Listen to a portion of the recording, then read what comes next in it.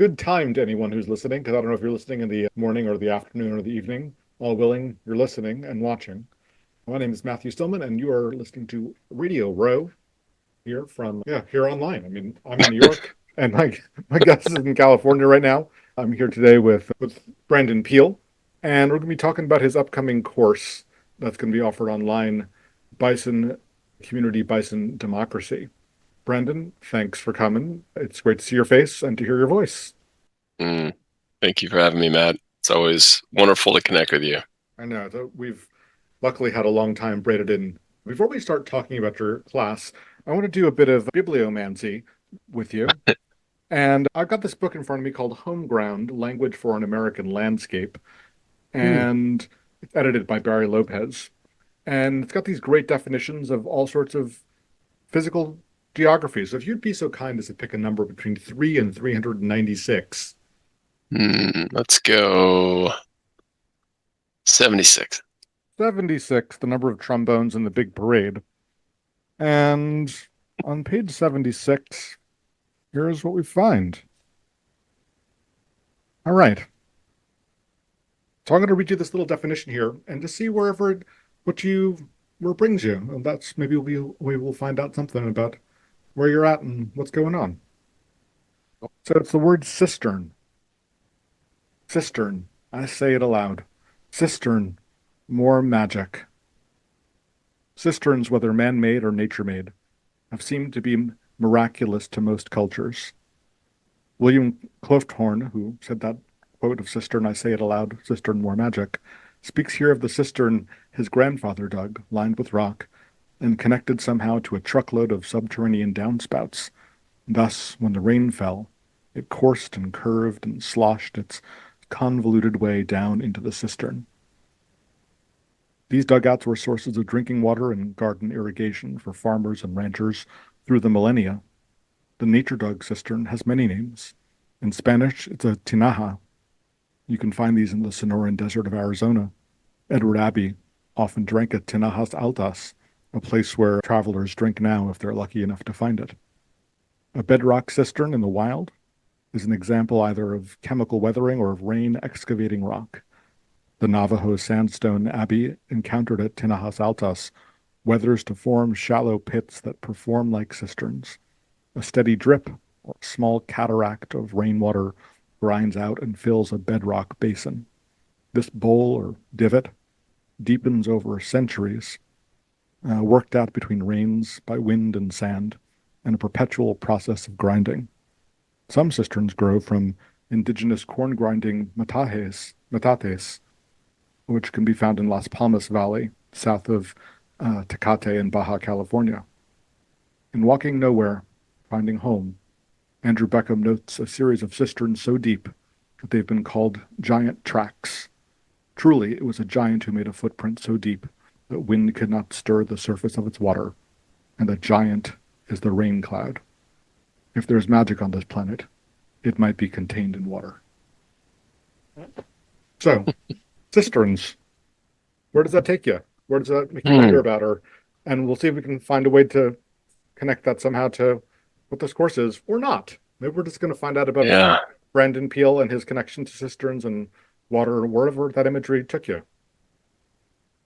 Yeah, well, it's a beautiful passage from that book. I have to get that book. It sounds good. It's killer. I mean, it takes me, obviously it's subterranean in a sense, like either below the surface or underground. And I would say that like my fascinations are frequently like what's below the ground, what's below the surface, what's the work unexplored, is there gunk in there, is there beauty in there, is there mystery in there, is there danger? And so we could very easily make allegories to the individual journey and the national journey. What's in the national cistern? It's a great question. Is there even a national cistern that we can draw upon? And this is a question. Water is a life-giving thing, but not only water. If you just have water, there's only so long you can go too. So, well, that's fair. Well, Brendan, I mean, I could read your accolades about your books, your purpose work, about your work at well-known universities, but man, you've been at your shoulder to the wheel of trying to do good work in the world for a long time. And you have this new book that is out, Bison Democracy. And I guess while we'll get to talking about the course, maybe, I mean, it seems like such a simple question, but what would make you think about bisons in such a way that you'd want to write them? Because they hold such a mythic space in the country's imagination, but very few people, beyond seeing a nature documentary, have much or see them on the back of coins or sort of have them mythologized in movies, have much connection to them. So tell us a little bit about how bison seemed like a good idea for you to even get that far before we even get to writing a book about them. Yeah. Um, well, so first, the book is Bison Medicine, Listen, and thank you. Yeah. and yes, it's pointing to bison democracy and Yeah. community as well. But we gotta Thank you for the correction. I did know take that, our but medicine yeah, first. yeah. So I think I may have shared this with you at some point, but when 2015, 2016, I was doing this purpose guides training Hmm. and got to do this quest out on the land in Yeah. Mendocino, and had this connection with the energy archetype spirit of the bison. And it was going into a lot more depth and detail, but I'm sure folks kind of want to like get to it. Let's just say that like I felt claimed by it. I felt identified with it. And, as with all sort of mythopoetic imagery, I want to hold it lightly and Yep. resist kind of saying what this thing is or should be or what it means or what I should do about it. So that was like, I want to say like January, February of 2016. And then sometime in the summer, I think it was May, June, just flipping through the New York Times, saying like, huh, Obama signed into law this thing that says that we have a national mammal, the bison. I'm like, that's very curious. Hmm. Like, I have these two things that more or less came out of like left field because I didn't have any real connection to the bison prior to that ceremony. So again, just kind of held it lightly. And it was probably like, fast forward the tape to like 2020 after George Floyd's murder, it had me like really dig deep into why it was so unsettling for me. Not just, the slow motion murder of it, the, um, you know, hyperbolic testament to our white supremacist shadows, all that kind of stuff. But like it really knocked me down. I was like, I think what's going on here is that I'm supposed to do something about the purpose of the United States. Hmm. I started to, dust off my civic stuff and read new books on it and all that. Yeah, of course. And I know you well enough that you'll start digging out books and start doing, you know, some approach towards scholarship for sure. yeah, some approach towards scholarship. I am not a PhD, so I cannot properly call myself a scholar, more an Yeah, yeah. amateur. But and this whole kind of But national. a capable amateur. I like it's Yeah, easy to thank you. I honestly, respect the nod towards real scholarship, but you have a good nose for it. I mean, again, having Hmm, been lucky to know you long enough. thank you. Sure, you're Yeah, welcome. It's true. I just follow this giant nose of mine wherever it goes. Right. So then this kind of this bison stuff started to come back in again. And I was like, we've got this beautiful purpose, this all created equal, life, liberty, in the pursuit of happiness, e pluribus unum. And yet we have this national bird that is a solitary raptor. And this, again, nothing against the eagle itself. It's perfectly fine doing exactly what it's supposed to be doing. But as a model for humans, potentially not a good match because it, like I said, is solitary raptor, swoops down from on high to hunt, but also occasionally steal, scavenge, and then take the booty back up to its nest to enjoy with its kin. And just like the distribution of wealth and power in the nation, it's white on top, brown on bottom. Like, interesting choice for a nation that Yeah. proclaims all created equal or aspires to be a multiracial liberal democracy. Yeah. Now, whereas the bison, so I started to study their behavior and their, what we can learn from them. They're much more like us in that they are a herd species. They are mammalian. They're not raptors, and they're kind of polytropic like us. They can survive in lots of different places. Super cold extremes up in Alaska to like all the way down to Mexico. I mean, and the way that they move about the earth is a lot different than the eagle, in that they, or whichever piece of land they touch or claim or call home, they end up being more or less a keystone species, protecting freshwater streams, which increases the diversity of insect and bird life, and obviously those things that hunt those things. And they share space with other mammals in ways that, say, eagles don't. Eagles tend to be very territorial, whereas bison, while they certainly very protective of their own space, as so many YouTube videos out of Yellowstone are showing us. Yellowstone, yeah. Yeah, but you could see them at the same stream or river as like an elk, a deer, a bear, frequently at the same time, and it's Yeah. not like, hey, get out of here, this is my stream. For a nation that aspires to be a multiracial liberal democracy, kind of a good role model in that regard. What's now become quite known in some circles is that bison are also courageous.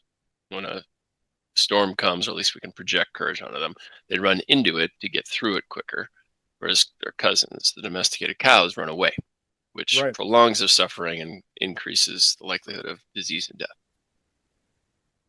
So, and I lay out a whole bunch more in both this book above, the Purpose Work Nation, and the one I'm writing now. But I just started to see that, like, wow, it's super interesting. Like, what else happened in 2016? Some other big political shifts occurred. Then we Big get this political shifts, yeah. archetype, this symbol. And so as I'm doing the book tour for Purpose Work Nation, people are like, oh, that's cute. You think that capitalism is going to come to the rescue of the nation? That's really cute. Like, but you do have one interesting idea in here, and that whole eagle versus bison. Like, spend more time there. And so that's basically what I've been working on for the last few years, is essentially a love letter from the land, from the bison, from our founders to the American people. Like, hey, we're up to something beautiful.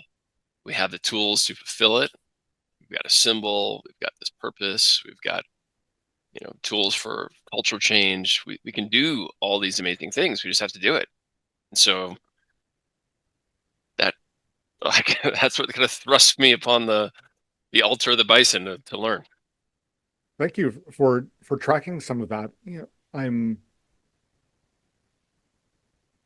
in your approach to wondering about it, and I've known about some of the steps along the way. How have it's really easy to sort of like pick a cool metaphor and sort of run with it and have it be a philosophical exercise, and then you sort of get pretty ungrounded. So I don't think that's a particular danger that you've fallen into, but you certainly have seen it in other places that people pick a metaphor and sort of like double and triple down on it, and it starts to become deeply impractical, where it becomes more about a philosophical exercise than about any sort of practicality, or it becomes so machine that it's really just about, for I don't know, success rather than inhabiting something. And we've certainly seen the problems with mindfulness being a perfectly good thing, and then suddenly like, but you're only doing mindfulness to become better at business. Is modeling ourselves after bison really just to become better, more productive people? I'm going to guess the answer is no, but like, how is some of your alertness to this tracked in the book more broadly, but just as you're thinking about it on the fly? Yeah. Well, let me just first say that, like, Stephen Ranello's book, got it around here somewhere, The American Buffalo, Yeah, so good. great And hunter, yeah. great lover of place for sure. Hmm. And he's more than just an outdoorsman hunter, but like a scholar, a journalist, a poet of sorts. And he has a lot of reference for bison and basically everything else that's once existed in plenty in the American West. but he refuses to pin them down as much as I do. Hmm. Like, he leaves a lot, and I included some of that in my book too. Like, hey, Yeah. Bison kind of give us what we need. There's all these different First Nations who have developed a relationship, and some even a shared like cosmology and origin story. They give us what we need. They're a mirror. It's People do the same thing with trees, with rocks, with each other. They're projecting what they need onto them. Right. And so, if we're looking for, a particular narrative, we can find it. And so I don't think bison are easy to pin down, but I think the contrast between the bison and the eagle is, for me, like quite apparent. And I think a lot of folks resonate with that too. Now, to your question, yeah, I'm not promising any like success, get rich quick schemes or anything like Right. that. This I is know you're not. Yeah. yeah, this is like there's nothing in the modernist capitalist paradigm that like this book advances. I would put it very much in the category of books that have been written, or podcasts for that matter, like The Emerald, like as just we're trying to build portals, doorways into a more ancient way of being and seeing things. And so for me, it's like less about languaging bison medicine and any kind of like individualistic capitalist success narrative. Is just like, hey, this is a doorway into the eternal, and I think it's kind of cool. You might too. Or you might read it and like be like, nope, I don't want to go to that doorway. I want to go into the Santok doorway, or to the braiding Sure. sweetgrass doorway. But yeah, it's a doorway. Yeah. And so you're putting yourself in an ecology of different doorways. I mean, I appreciate, that there certainly have been some of these doors opened in the last couple of years in the publishing world, and I'd say that, braiding sweetgrass is certainly a well-known one. Like, okay, it comes into the plants, where all the number of books about trees in the last couple of years or standing stones. One thing I appreciate about your approach here, which I think is interesting for the course, is that it doesn't automatically enthrone indigenous people, which can be a very tricky place for white Western spiritual types to sort of enthrone, like, oh, indigenous people, that's where the wisdom's at, and that's where the eternal true thing is, and that can feel a lot like taking, and a lot like, um, wherever there's hunger, you sort of make people into food. So that's a pretty dangerous place. But you also have seen, like, oh, well, mushrooms are the thing, whether we're taking them or eating them, or the mycelial network of our hearts. And again, understandable. But actually, that there was a coast to coast relationship of, well, with that different people had with bison in different ways. Mhm. The bison wasn't just hunted by Plains Indians, and it wasn't always hunted necessarily in these places, but there might have been something modeled. So even if we don't have a lived experience, there might be a memory of that which we'd never had the personal experience of, that might be capable to be drawn on. Is a little bit about what this your book is a portal into, but also what this course maybe is a hand on the doorknob of walking into. It's not, it might take a lifetime or 10 to have a real relationship with the bison and learn from it in this way, but this is maybe a beginning of starting to wonder about it. And so you've been a steward in this regard. Yeah, thank you. I mean, that's really all I've been trying to do, is like take a few things that have happened and try to create a cohesive story of us as a nation. And warts and all, like all of our misgivings around slavery, native genocide, bison specieside, whale specieside, like all the stuff, but also the beauty, like all the stuff that we really aspire to when our better angels are at play. And the bison are just a metaphor we can take. I mean, there are numerous medicines, or animal, tree, plant, rock based medicines that we can be inspired by or be called to. And this one is really, you know, I'm attempting to do it as as something that meets the moment.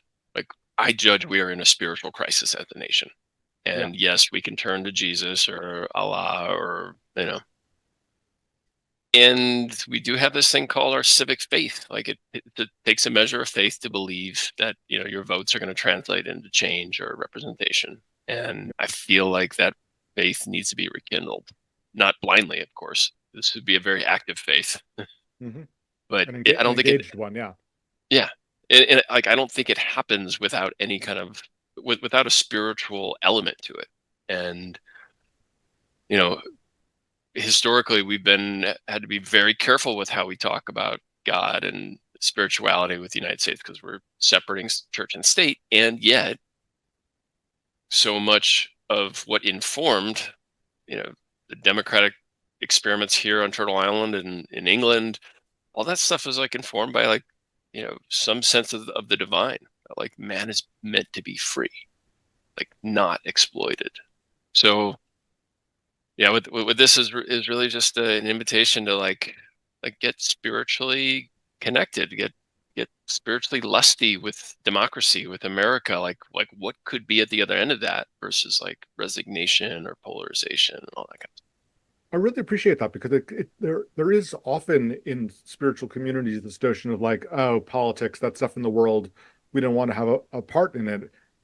And that's ultimately Protestantism in New Age garb, which is just a kind of purity, like, oh, I Mm. can't rock with this, but somehow by not rocking with it, you're off the hook. But you still need to live in the very same place.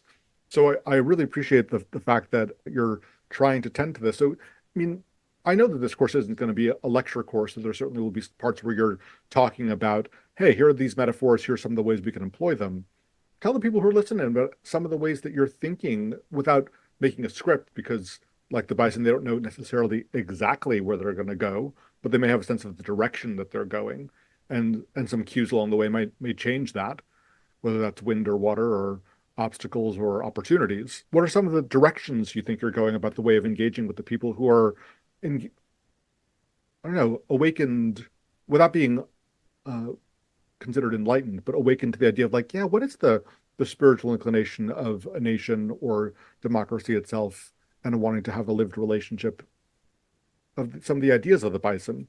What are some of the directions you're pointed in? Less about subjects, but more about method. I don't know, or maybe Mhm. subjects. Yeah, I mean, it is a little bit of both. Sure. So like being someone who's done a bunch of transformational program stuff as both a consumer and deliverer, like it's very hard for me to write a book that is Sure. not designed to be socialized, ingested, metabolized in a social way, basically. Practiced. Practice, yeah. And so essentially the course follows the journey of the book. So we begin by exploring our origins, our family history versus an intro and like a provocation invocation, and then moving into where we're at right now without any kind of spiritual guidance as to like what it means to be an American or democracy. An introduction into Bison medicine, so these kind of 8 virtues or ethics that I ascribe to them, and then into what it actually means to take our vows to the nation. So Mm. very few of us get that opportunity, unless we're a first responder or in the military or a naturalized citizen. We don't get a chance to choose. So I introduce the vows, and then I ask you to get married. Like, let's do this thing. And if not, put it down. So it's essentially, like I said, a marriage proposal from these ideas, from the bison, from the land, to wed it and all its inhabitants. And then moving into like what that actually looks like. So not just talking about these virtues, but what does it mean to like what would you have to do so such that these virtues would be natural, a natural expression. So, Yeah. moving from the historical into the ideal and then into the practical. And so the course kind of follows that general outline of the book, but then we also spend time on a set of virtues in each class, if you will, and looking at how we can activate that in our lives today. Yeah. There'll be an active element playing with these bison ethics virtues throughout the course. In dialogue with each other, who are in that Mhm, little cohort over mhm, 6 weeks, 6 Tuesdays. mhm, And of course, I would venture to guess, having read portions of the book, that part of this love letter that you're proposing, while there may be the ideal of the nation, that ultimately where you're going to be practicing that is in your community. mhm, Um, and while Bison may not even have the notion of across the continent, their love for herd, their devotions to the local places that they live and the territories that they walk and the way that they don't even realize that they're nourishing it have ripples as a collective far beyond where they actually walk. So part of what you're saying doesn't mean that your devotion to the nation means that you're all on board with candidate X or candidate Y or amendment X or HR, bill number whatever. It might mean a devotion to place and community in a way that you hadn't habitually practiced it because you didn't have these particular models in mind, which aren't perfect, but they're things to practice, and coming up with that in dialogue with your cohort who's going to be in this wondering together might be the or sometimes the right people show up to these sorts of things. Not always, but often they do. So that's a tender thing. So over these 6 Tuesdays that will start right after the inauguration, Hmm. because somebody's getting inaugurated. Well, maybe. Yeah, well, maybe that's fair. Let's Uh, let us pray. Let us pray. But it's interesting. But that that word augur in Mhm. inauguration connects itself to birds. There was someone who was in ancient Rome who was an augur who could interpret the movement and sounds of birds for a propitious action, and we still say like, oh, this augur is good news. I mean, it's a little dusty language, but it speaks a little bit to your understanding that there in the non-human world there might be some points of reference to how we proceed. Yeah, Um, yeah, absolutely. And like not to be too kind of like on the nose with the natural world or bison or mammals, but I mean we are in a hyper individualist isolation loneliness epidemic. And there's been lots of stuff written about how we need to just cut it out and just be in community together. The thing yeah, is, we've long forgotten what that, I mean, as a species, or at least as an American people, we've long forgotten what actual community is.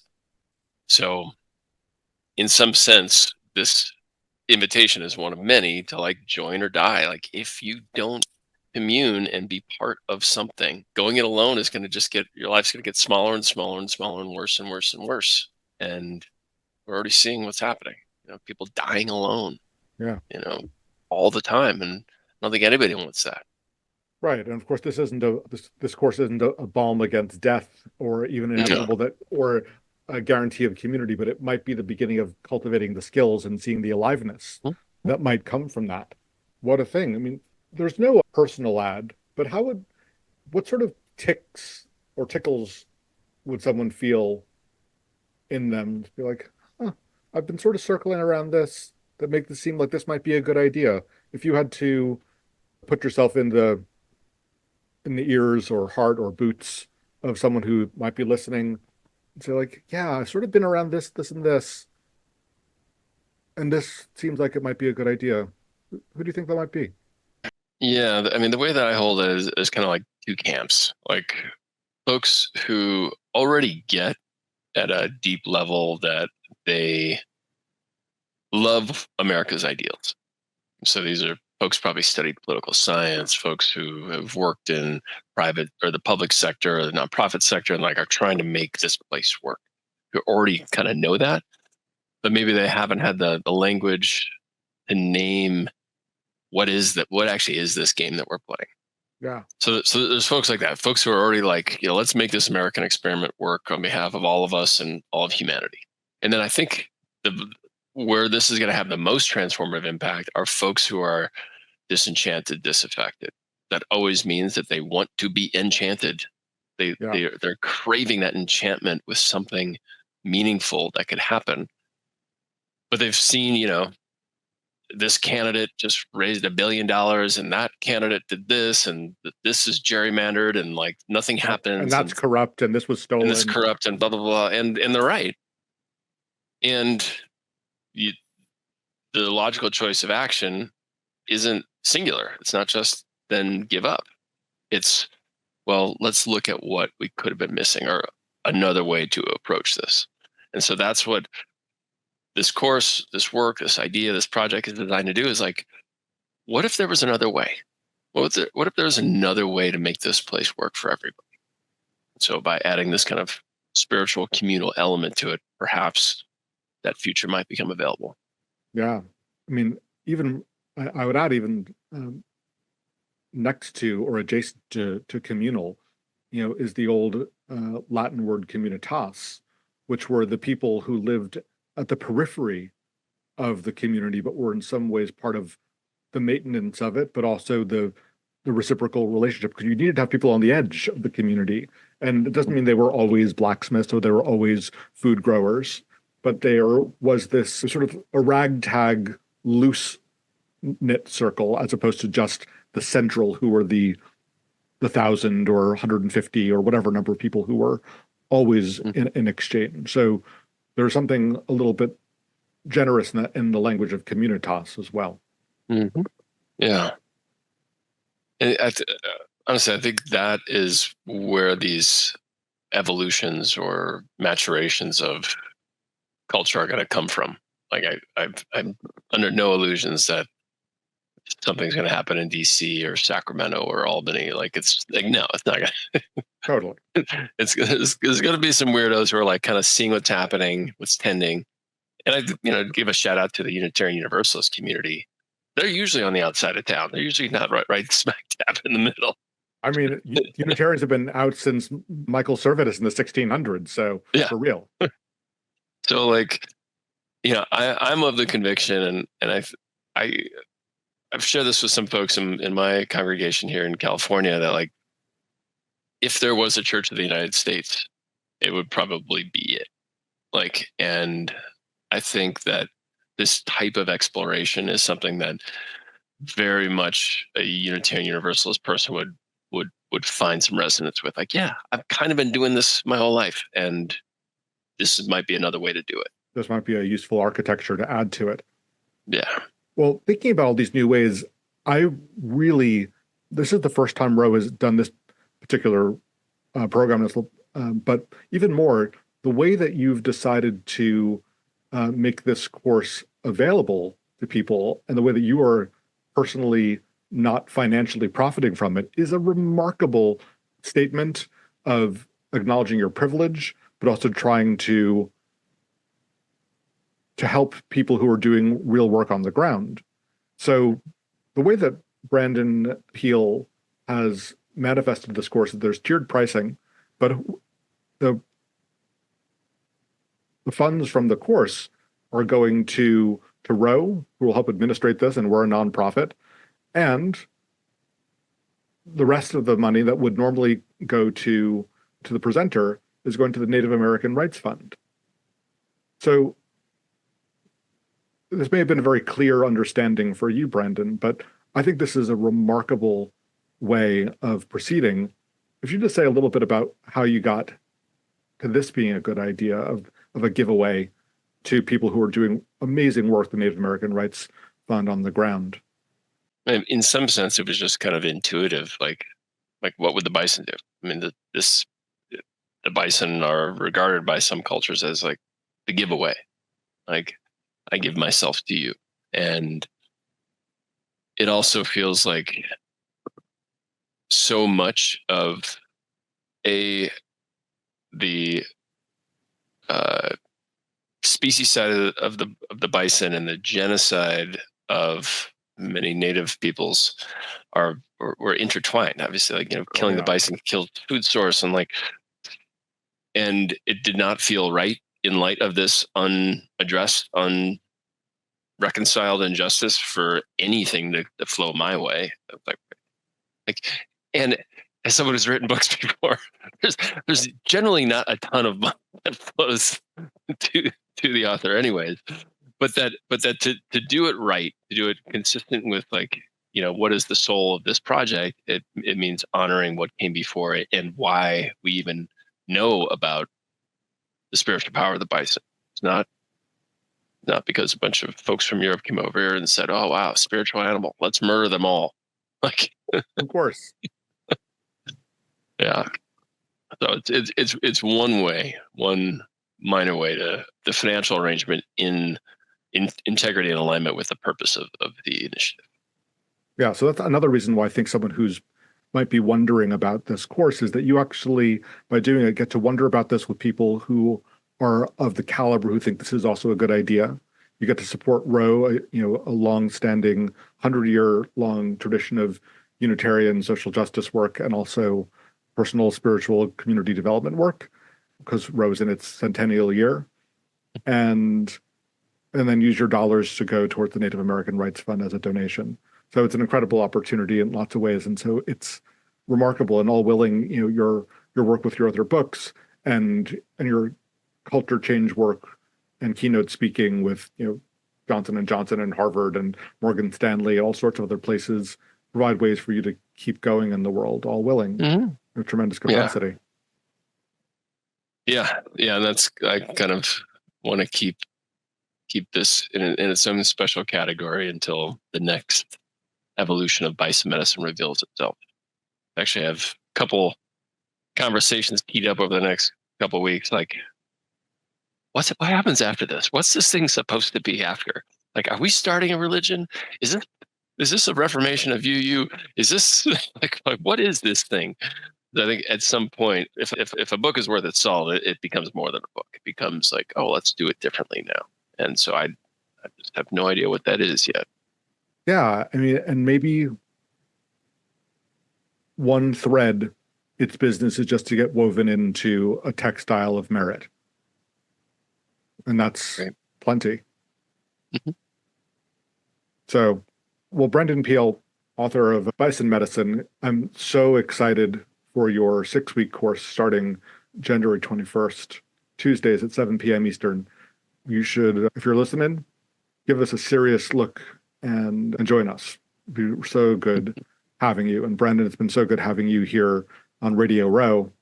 We're lucky to have you here at this corner of the digital world, standing up for things that are worthy. Thank you, Matt. Yeah, absolute pleasure. So thanks for listening to Radio Row. Rowe Camp and Conference Center is a nonprofit, and we are supported by your donations and by you taking courses. So keep on listening, keep on looking. Great programs coming up.